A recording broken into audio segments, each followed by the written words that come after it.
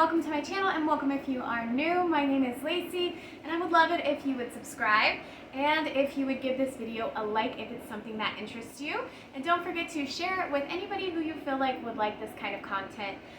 This channel is mainly about homesteading. It's mainly about tiny home living. We are moving into a mobile home.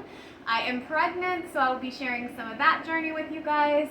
But mostly it is about people who are trying to live the dream. And by the dream, I mean be debt-free, live on property, make our own food, and be super self-sufficient. So if that's something that you're interested in, don't forget to subscribe. But in today's video, I really just want to chat with you about a lot of that stuff, actually, about some of the transitions that we're doing. Guys, we're going from a tiny house to a big house, and we're going from a working homestead, or a mostly working homestead, and we're actually doing some downsizing there too. So we're upsizing and downsizing, but it is just a strange season. But let's get into it. Let's get started. So while I make this video for you guys and while we chat, I'm going to be putting together a couple of crock pot meals. I have Swedish meatballs in the back for tonight, and I have all this. Made an H-E-B order. I was like, I want to put away some food and kind of prep myself for the winter. I've already begun to stock my pantry, so I made another order of some things that I knew I would use to make some of these meals. So the first thing that I did was I had a tube of ground beef. It's 3 pounds of ground beef, and I went ahead and browned it up, but I didn't get it like all the way cooked because you don't want to overcook it when you have to use it in your crock pot later. So anyways, I'm going to start separating this out, and I'll tell you the next step. But let's get started chatting, because that's really what this is about, guys. I have really enjoyed just getting to know a lot of you and kind of seeing where your hearts are at. I've met lots of other homesteaders, so that's been amazing. Or people who are starting out, like myself, or all kinds of different skill levels. But it's been really cool. So yeah, I love to chat. But in any case, I know you guys do too, because that's why you're here. So I'm splitting this up into thirds, so I'm going to have like a pound of ground beef or so in each bag. But the thing that I wanted to kind of chat about first is, like, guys, we are closing on our new house this Thursday. So today is Tuesday. So 2 days from now, we are going to be closing on our big house. So I know I've said the big house in tons and tons of videos, and I'm sure that gets a little tiny bit confusing for people. But if you didn't know, and if you're new here, we're in a tiny house. This is actually my tiny house right here. And it is 384 square feet. I was saying 388, but then I was corrected, which is totally fine. But in any case, it's a small space. We knew we weren't going to live here forever. We knew that. Now, there was lots of options for us, and many of you guys have pointed that out, which has been, so fantastic, because I love the creativity of trying to figure out how to make things work for you. And so you guys have been amazing, just, shouting out answers and being like, you can actually add on, you can do all kinds of stuff. One of the things that we did, because we weren't intending to ever use this as a home, is that we didn't put a base pad down, and so we had to constantly level out the house. It's a pain. And so because we're constantly having to level out the house, we can't really add on without first moving the whole house. This is not a mobile tiny house, by the way. This tiny house is meant to be in one spot. You can move it, but it's more of a project than it would sound like. To actually move it. So that said, adding on isn't really super feasible for us. And also, I don't think that it would continue to still meet our needs, even if we added a room, because this is a very squared layout.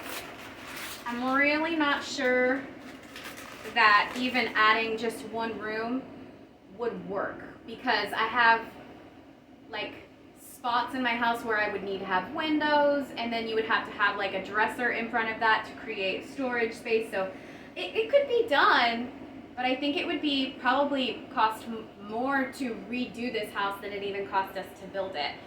For those of you who are curious, we did the house during COVID. We built this during COVID, or a little bit after, but when the supply chain stuff was really going on. And so materials were crazy expensive. My brother-in-law built a regular stick-built home at the same time, and my God, the price for that project just skyrocketed. And so we have kind of done some estimating, and at the low end, it would have cost us $25,000 to create this home, start to finish. We had the shell put out, so it was just a shed shell. So it was just a box with 4 windows and 2 doors. And then we built all the rest of it. So we put down walls and floor and insulation and all of the things it takes, electric, plumbing, to make this house livable. And then also for me, like, I wanted it to be pretty enough for me to feel comfortable and feel like I lived in the house. So that was important to me. So on the high end though, we estimate that it probably cost, it could have cost 30 grand. And all of that depends, again, on the price of labor and material at that time. And it also will depend on where you live in the country. So we live in an area where we didn't have to do any like permits or anything like that. So a lot of that stuff will kind of control, you know, how much it costs to build something like this. So this house, again, was not ever permanent. It was not something we intended to stay in forever. So that's where we knew we were going to eventually look for a house. Now, I'm going to add, I'm going to make these into, 2 of these are going to turn into teriyaki stir fry. Like, so a beef kind of vegetable stir fry. It's going to be really good, and then the other one I'm going to turn into chili. And again, these are freezer meals. These meals will last anywhere from like 3 to 5 months, just fine in your freezer. I actually think they would probably go to 6 months, but I do want to err on the side of caution, right, for my informational purposes for you guys, if just in case anybody's following along. So I am going to put a couple of cups of this stir-fry vegetable mix in each one of these. So we've been looking at houses kind of on and off for the whole time we were here, but probably more seriously in the last like 6 months to a year. More seriously, because to be honest, when you live on kind of like a country lifestyle, or you know, you live rurally, it's not super easy to get back and forth to a grocery store. So it was, the pantry situation was driving me crazy. The storage situation was driving me crazy. It can all be done, and I was still perfectly happy. I want that to be clear, because I absolutely love this home. And really what happened was I found out that I was pregnant, and that was a complete shock to us, because we had been trying for, gosh, 13 years without any success.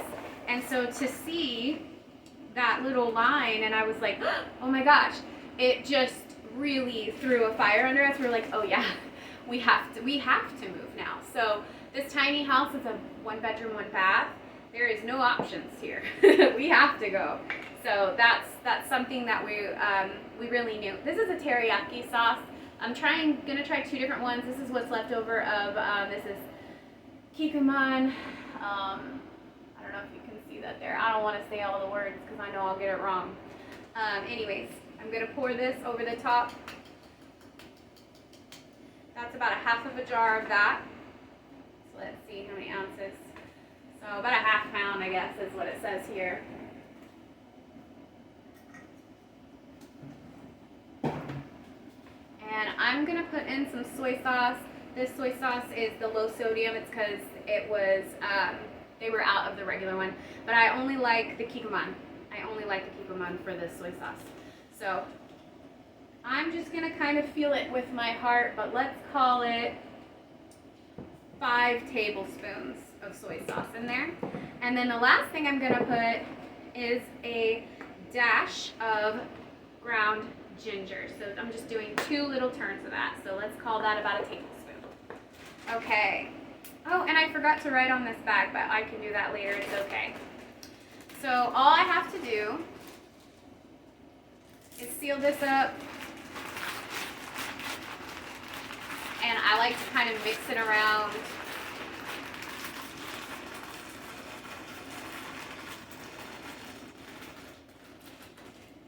You do not have to do that. Make sure it's good and sealed.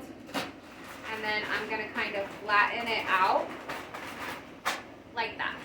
So, so that'll go nicely. I'm just going to set it here until I have my other ones ready, and I'm going to put it all in at the same time. Okay. So getting back to, you know, our upsizing of our house. So once we knew, you know, hey, the time has been decided for us, we really were trying our best to save up money and to continue our debt-free lifestyle, which we were debt-free for 2.5 years, which was amazing, because I will say, like, life has changed big time. My husband has an amazing work ethic. He has always kept us, housed and clothed and fed, and he's just a really good provider. That's not a problem for us. Thank you, Lord. But,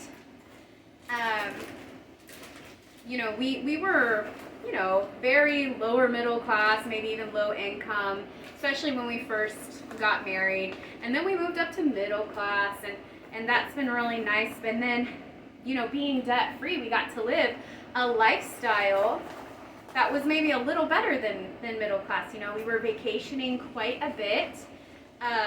We also are people who we don't buy new fancy cars. When we go buy a car, we buy a used car. When we are in the transition point of life, we built a shed home. So we're not like super fancy people where we have to keep our, stuff a certain way or have to have the latest, greatest of everything. Now, I don't want to live totally destitute, obviously, right? Nobody does.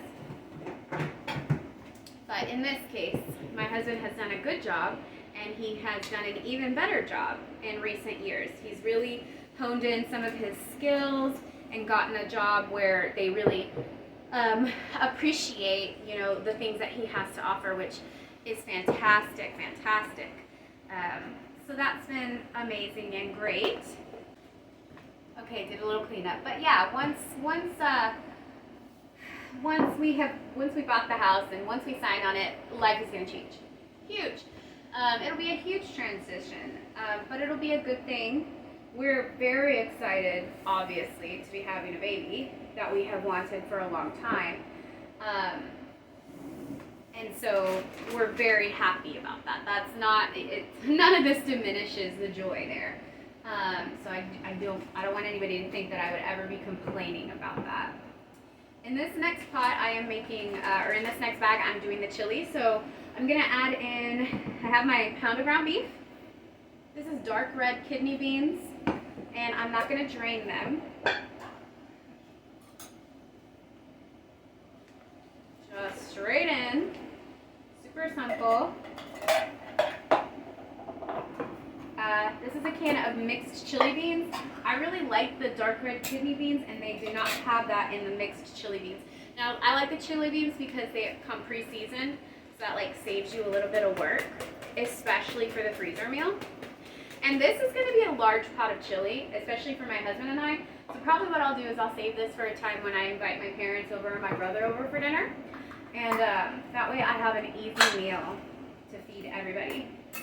Here is a can of the Chili Ready tomatoes. Again, this is a Walmart brand that I'm using, but again, it's like chili ready, so it's already got the seasoning, it's got a bunch of spices in there, and so it's super, super simple and basic. I also have a half a can of Rotel, or it's like a generic Rotel, that I already had open. So I'm just gonna go ahead and dump that in there so that it doesn't go to waste. There we go.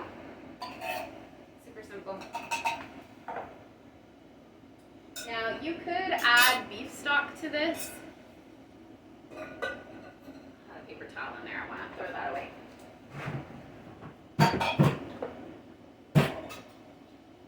How many of you guys are like the clean as you go type, or who lets it all just sit and wait?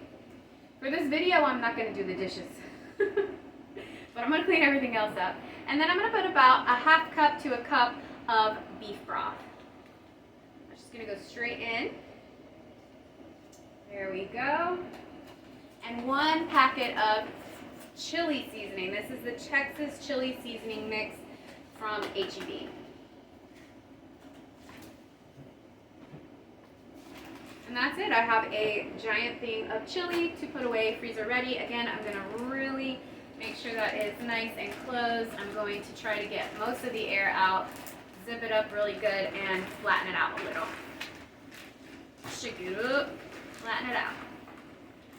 Okay, easy, right? Okay, the next crock pot meal that I'm going to be making, I'm going to make 2 bags of this. It is like a queso salsa chicken. And it makes really good taco meat, so that's what I'm going to be making. I just have these very large chicken breasts.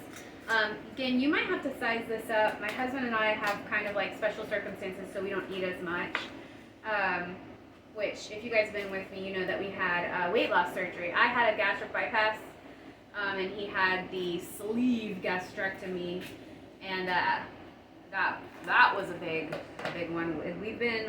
I'm almost 2 years out from mine. I'll be 2 years in January. And he'll be right after me. So he was like 18 months or so. Okay, so in here I'm going to take 1 chicken breast. Look how huge that is. That's like some monster chicken. Okay, I'm going to take 1 chicken breast. It's all we need. If you need a couple, go ahead, feel free. So now I'm going to take half a jar of this Monterey Jack queso. This is the On the Border brand. Use whatever kind you want. If you want the regular queso, I like this one. So I'm going to take half a jar and pour that over the chicken. And no, guys, these aren't like crazy healthy meals, but these are like save your butt meals, like where if you don't have the time to cook, you got other stuff going on. Maybe you're kind of pregnant and you don't feel like standing up. That's what it's for. Now I'm going to take this is like a smaller jar of pecani, and I'm going to take half of this. You can use whatever salsa you like. And pour that right over the top. Lovely. Splashing everywhere, so be careful. Okay, and that's literally it. This whole recipe, that is done. So what you'll do is you'll put that in the crock pot and you'll shred it. Super easy. So I'm just going to kind of like shake it around like I did the others. I'm making sure there's no more air. And you'll notice on my pan, what I do is I lay it out on a cookie sheet, and then I put like a layer of paper towels in between each layer. That way they flatten out, but they don't stick to each other.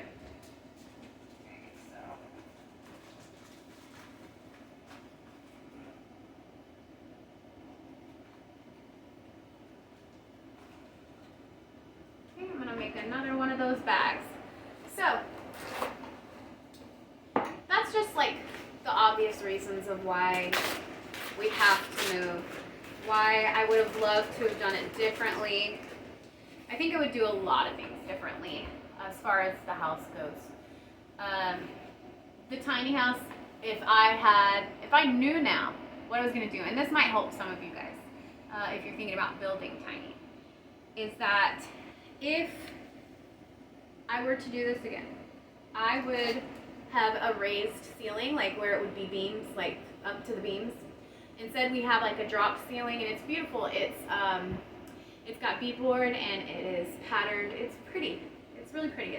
That's not the problem with the home, but it would have made it feel so much bigger in here to have that extra space. I also would have made, I would continue to have my bedroom on the ground floor. I do not like lofts.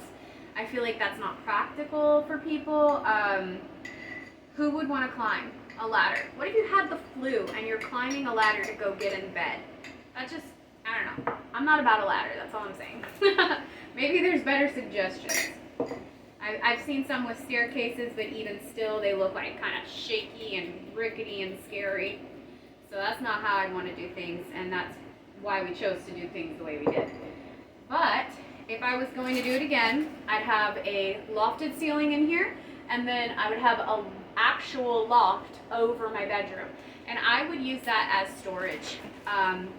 That would have solved a lot of our problems. But again, that's kind of a pricey fix now because we have electrical wiring and everything would have to be completely moved around, and it would just be a pain in the butt, like truly. And then something else that I feel like I would definitely do differently, obviously, is put a pad down. I would have a pad or a foundation of some sorts, but just doing those couple of things would have made it more feasible to actually continue to live here. And instead, you know, it's made it where we have to leave no matter what.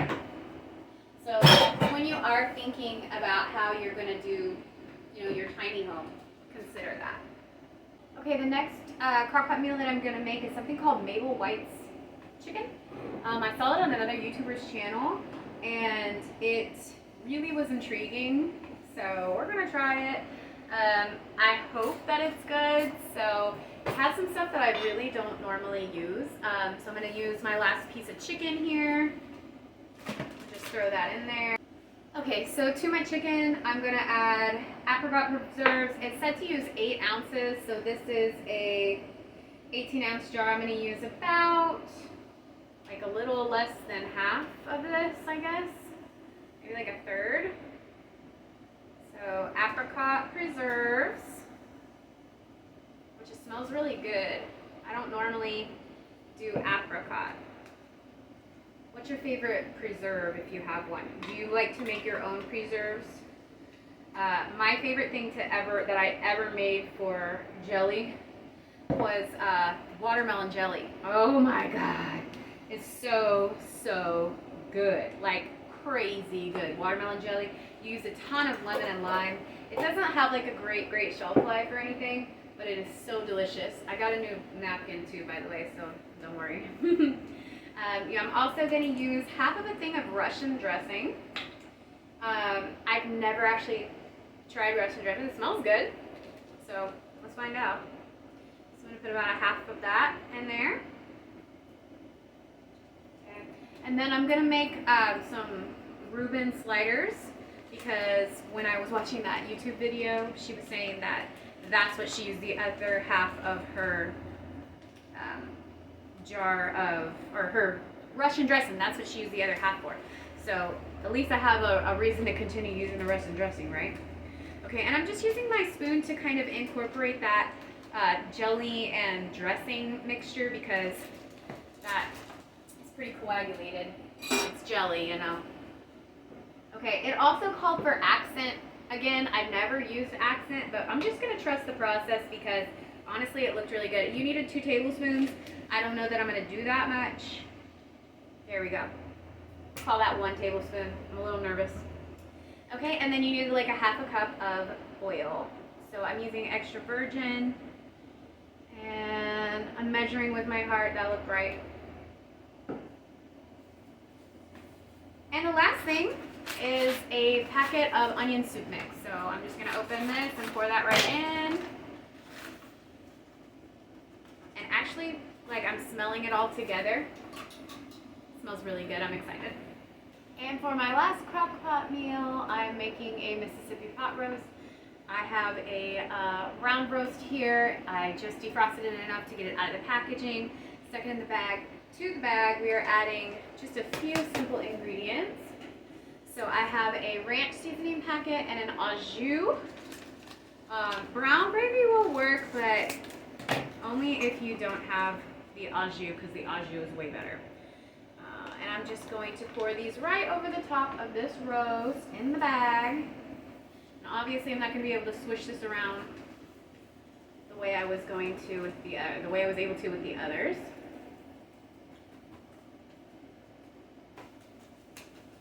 To this, I am taking a half of a jar of pepperoncinis, and I'm just going to dump them in there. I'm going to kind of I want half the juice, for sure.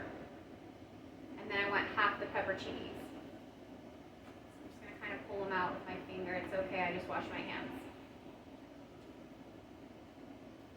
Yeah, so the other thing that's going on that we have kind of decided, and this will kind of change a lot for us, is that we've decided to downsize our flock. Specifically, we are not going to be getting any more turkeys ever. Okay, so let me not say ever because you just never know, right? But the turkeys we have an issue with.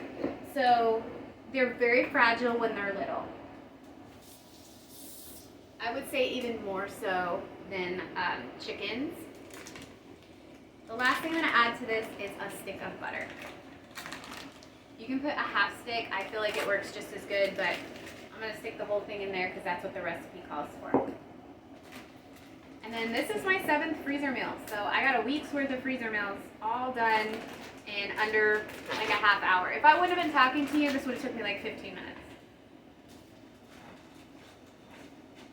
But I wouldn't give away the time talking to you. It's been so nice. So the turkeys are difficult. They're a little more fragile to raise. You're going to experience a little more loss with the turkeys, which if that's not your thing, homesteading is probably going to be kind of hard, or any kind of animal husbandry is going to be kind of hard probably. There is loss involved in keeping animals, flat out. Even if you do everything right, they're going to die before you. They will die of old age even. Okay, so I cleaned up and got myself a snack so I can finish talking to you guys. So the turkeys are all going to go. That's the main thing. We are going to, especially in the springtime, we lost several turkeys to the coyotes.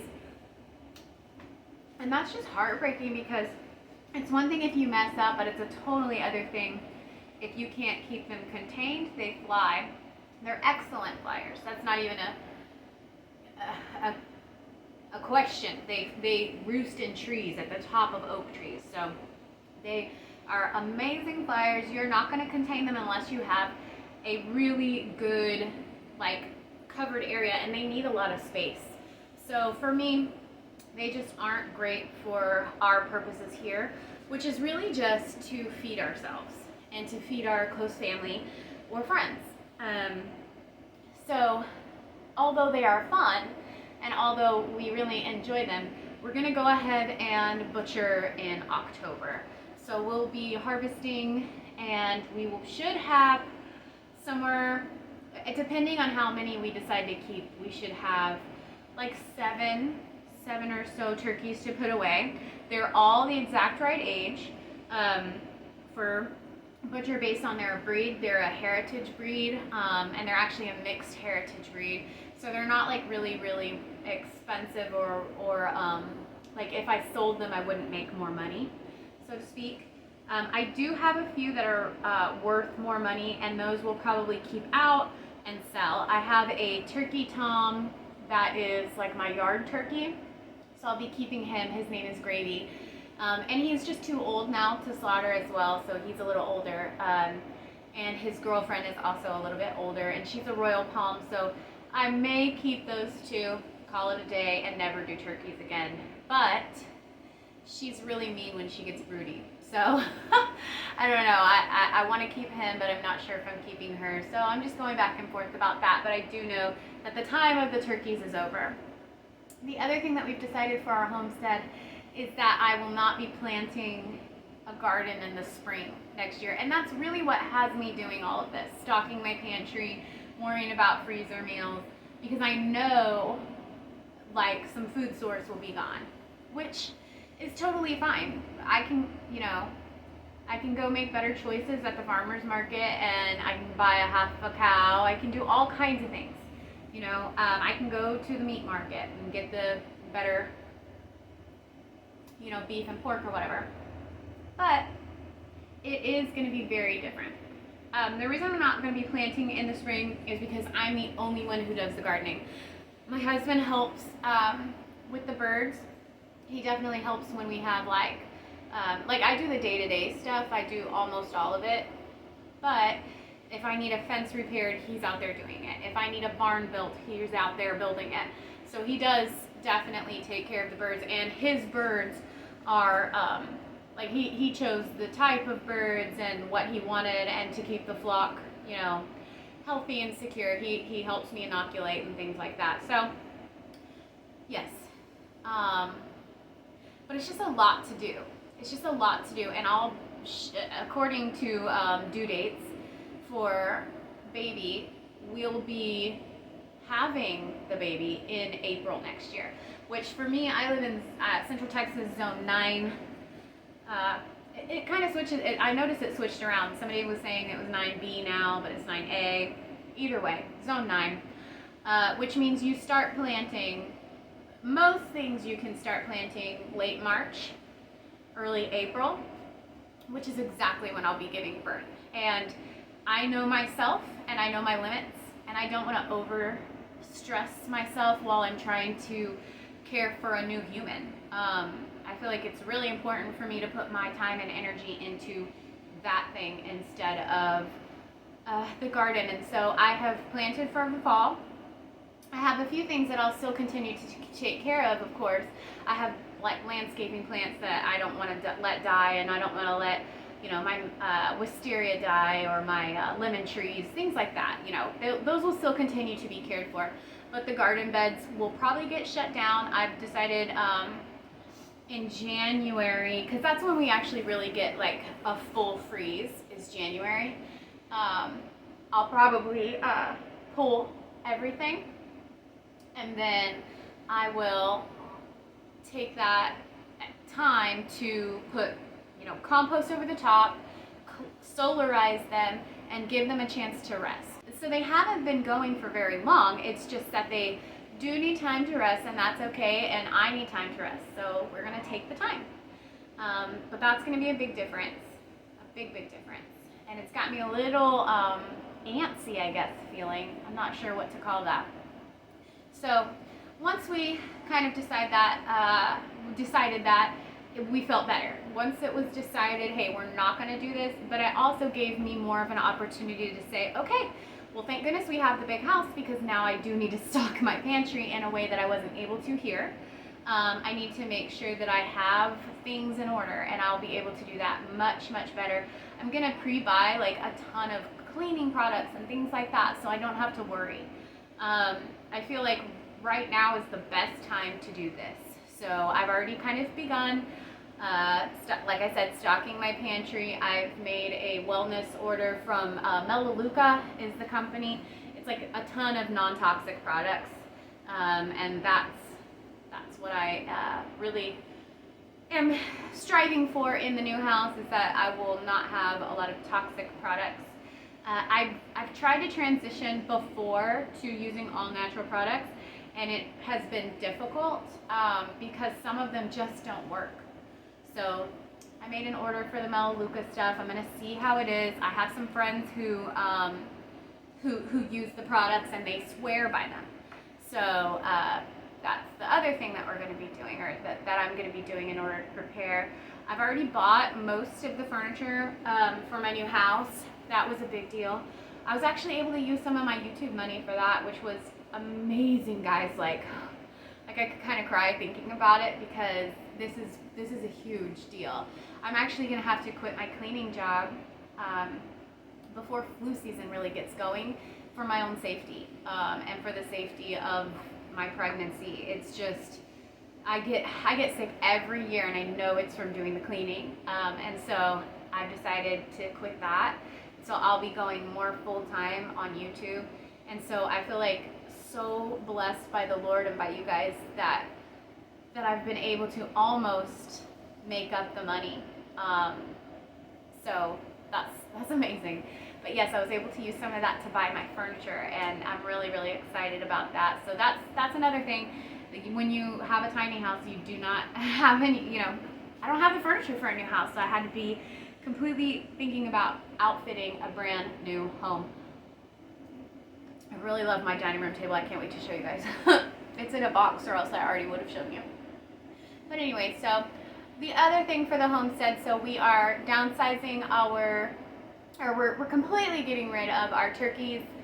We have a flock of about 30 chickens, a couple of geese thrown in there.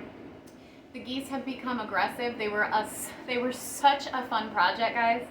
And honestly, if I had a little more space, I think that would be better. We live on 3 acres, 3.39, I think, anyways.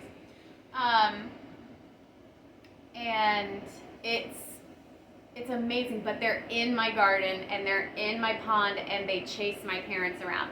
And as some of you guys know, my dad has cancer and he's going through treatment and he lives here on the property. But the one thing that they said was like he's not allowed to be around birds. And the birds try to chase him every time he walks outside, so we got to get rid of the geese. So the geese will probably be harvested as well. Geese are not really easily sold, so that's something to consider for you guys considering geese, is that people know they have a bad rap, so they don't really want to buy them, especially if they're full grown. And my pair is a bonded pair, so if I get rid of one, I have to get rid of both, even though it's really only one that's kind of got an attitude. It's the lady, the female.